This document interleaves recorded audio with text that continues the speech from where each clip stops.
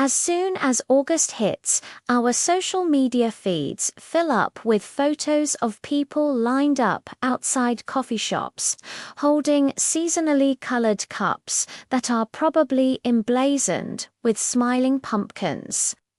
And if you're curious why stores start releasing pumpkin-spiced everything so early, well, you're not alone. We looked into it. What would you say is the most reliable source for your pumpkin spice fix? Is it Starbucks, Dunkin', maybe a local coffee shop?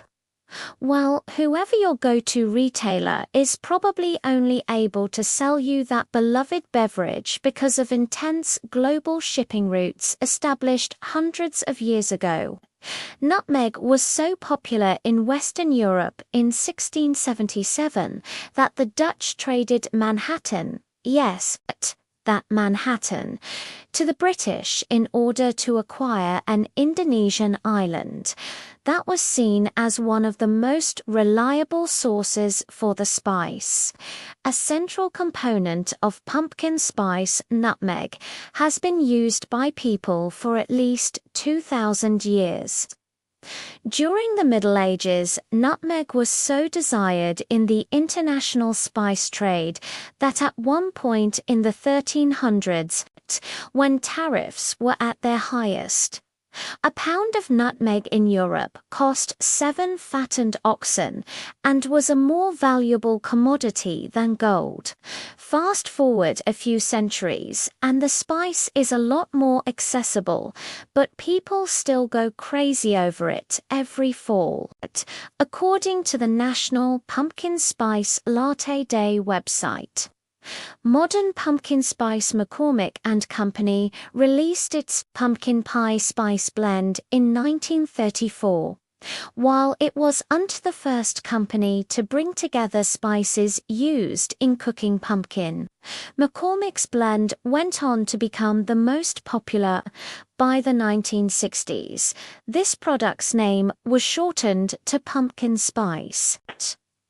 What's funny about this title is that pumpkins themselves are quite bland, and it's the seasonings used to make them edible that are now identified as pumpkin spice. The blend contains cinnamon, ginger, nutmeg, and allspice. McCormick sold almost 4 million bottles of pumpkin spice in 2014. Think about all the pies made by those sales. Pumpkins themselves didn't actually start being associated with fall or the harvest holiday season until the 1800s, according to the Smithsonian. Before then, they were mostly just seen as a strange New World gourd. By the 1990s, pumpkin spice became such an integral part of how Americans experience autumn that coffee makers got the idea to make specialty drinks seasoned with it. Home Roast Coffee in Tampa, Florida, was the first to experiment with this in 1996. Other chains began offering pumpkin spice drinks soon after. But international coffee giant Starbucks was paying attention to the pumpkin spice craze, and they formulated their take on it in their Seattle Liquid Lab early in 2003.